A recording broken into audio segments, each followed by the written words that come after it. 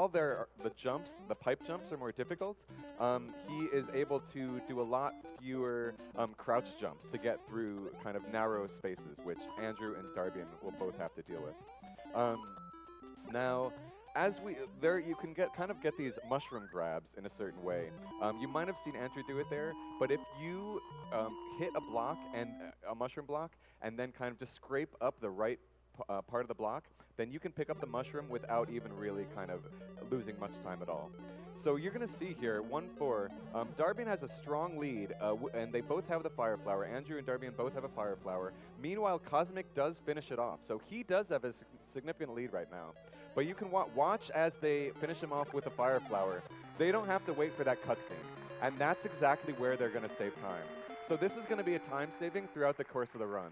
But we'll see if Cosmic can keep this lead. It's entirely possible.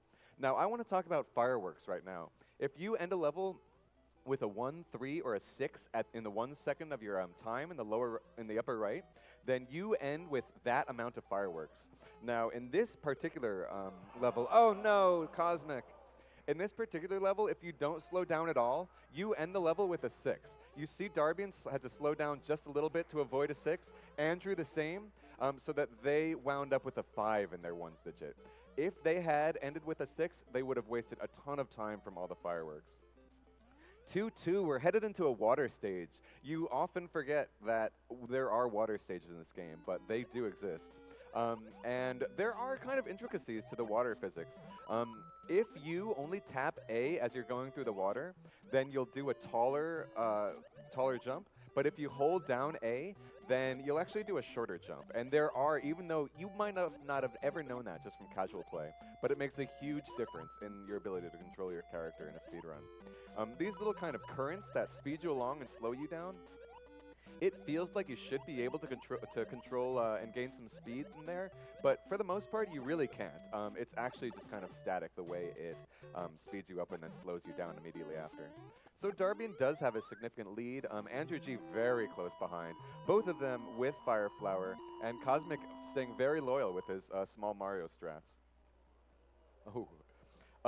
As we head into 2-3, there are these flying cheeps, which can be very, very annoying. There are some patterns where you need to slow down. Ooh, Darbian almost gets hit. There are some patterns where you need to slow down, but they're just going to be kind of reacting to what they see. Sometimes you can kind of get lucky with a fire shot, but basically you really just have to react.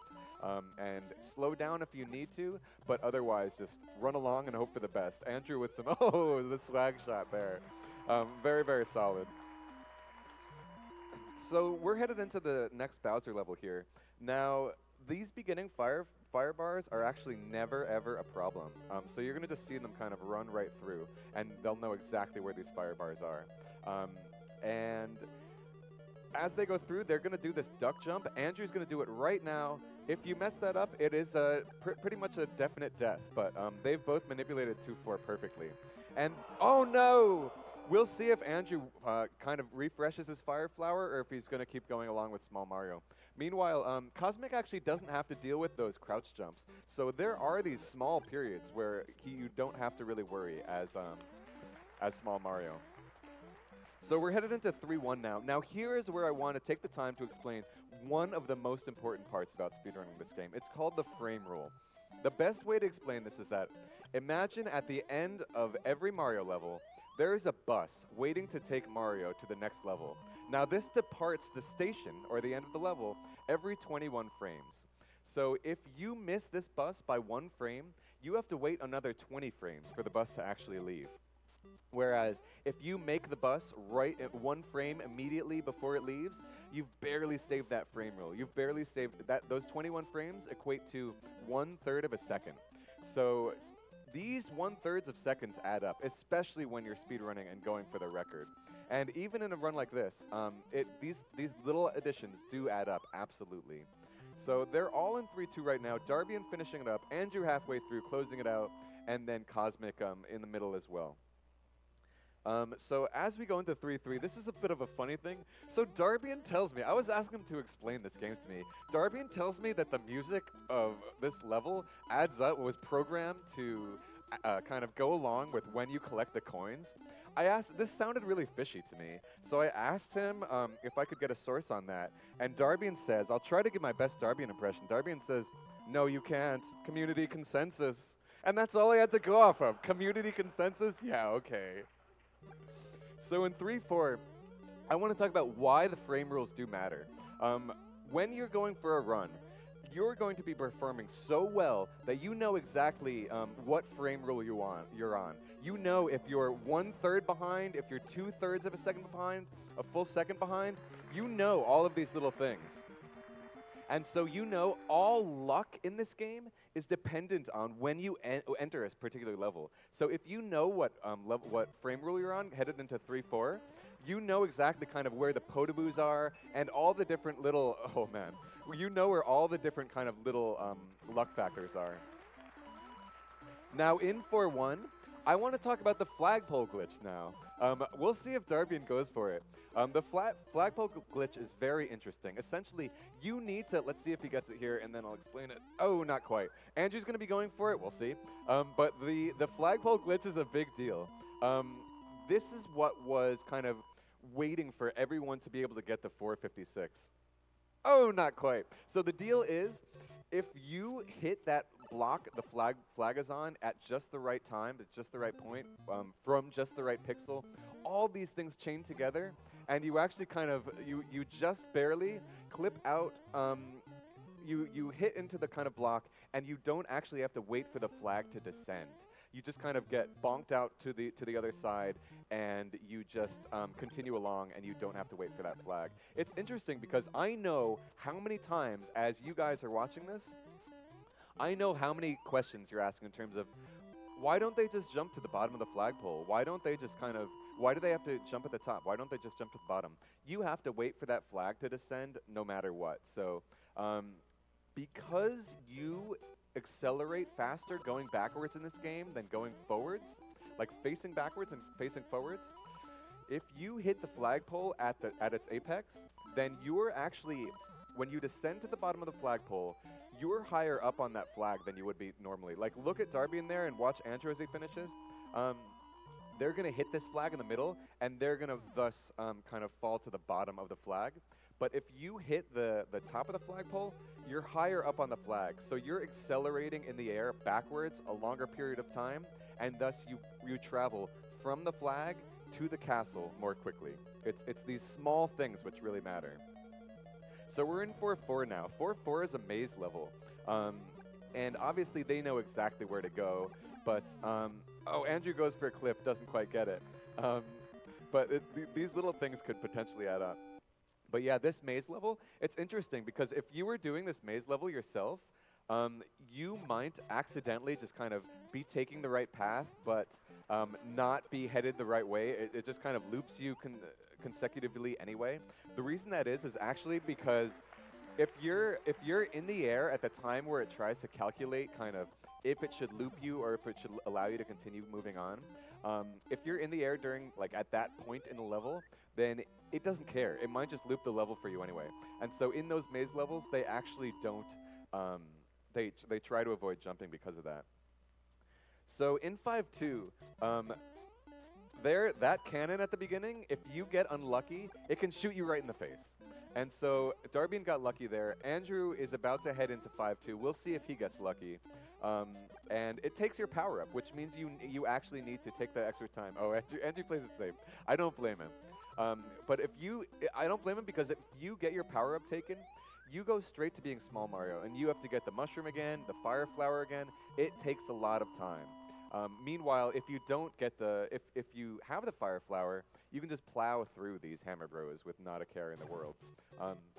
Cosmic staying so loyal to his Small Mario strats, and honestly, I want to take a moment to just say how insane that is, because having a fire flower just allows you such kind of an extra little kind of buffer and extra safety, just because you can burn all these fire flower or all these hammer bros or piranha plants that are in your way. And Cosmic says no. I want to take every chance I can get. Oh no! With oh man. So Andrew is now kind of just behind Darbian. As you head into this level, unlike a previous level, you actually don't necessarily know where the fire bars are. Because 5-3 and 5-4, it's a little known fact, but there are, oh, Darbian squats right underneath. Meanwhile, Andrew takes a hit and is going to have to recollect that fire flower if he so chooses. One thing to say about Bowser, if you're watching him carefully, if you see him jump in the air and move forward, oh man, if you see Bowser jump in the air and move forward, you know that you can just kind of run right under him. Meanwhile, if he kind of wavers back and forth or moves back at all, then you are going to potentially either want to take a huge risk or in jumping over him, or else just wait for him to jump again. Darbian with a pretty solid lead right now, just finishing up 6-1 and heading into 6-2. So 6-2 is especially a level, that's right, there's one, you get one firework, it doesn't lose any time, so just appreciate the little pew that Cosmic gets here. So 6-2, it's actually a lot easier headed in here with Fire Flower just because of all the piranha plants. And this is another level where you're going to want to slow down to avoid getting a 3 on the clock. So in 6-3, we're headed into 6-3 now. You're going to actually see a little bit of variance in strategies here. It's very subtle, but these things all really add up. Darbian, I believe, actually takes... Oh! Cosmic takes a death. Oh, Andrew's going to get a couple pew-pew-pews. So Darbian actually takes kind of a higher route here, whereas some of our other players might take a lower route. The reason that the lower route is slower is because it's so subtle. But when you have the higher route, the elevators on this stage, the platforms, push you to the left a little bit during the time while you're walking on them. And that could make a difference of a frame rule. So if you're in a run, you'll probably want to be taking that lower route, but you may still make the frame rule if you are taking the higher route. So 6-4 here, this is another repeat level. Oh no, Darbian takes a hit. This is another repeat level.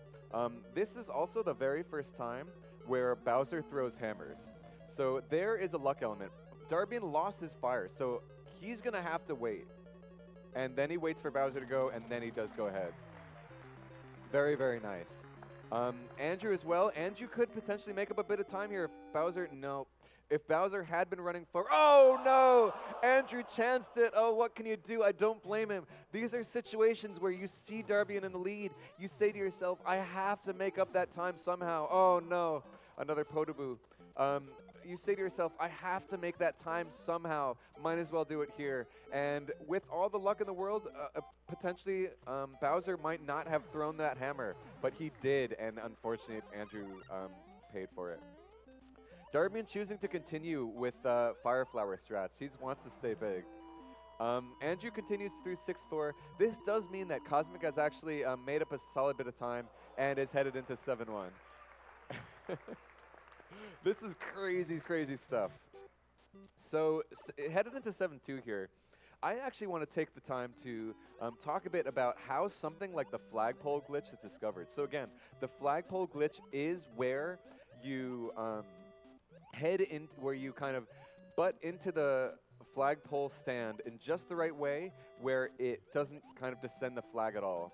And we have this man here, Sockfolder, to thank for that. Sockfolder the glitch finder. It's crazy what he does.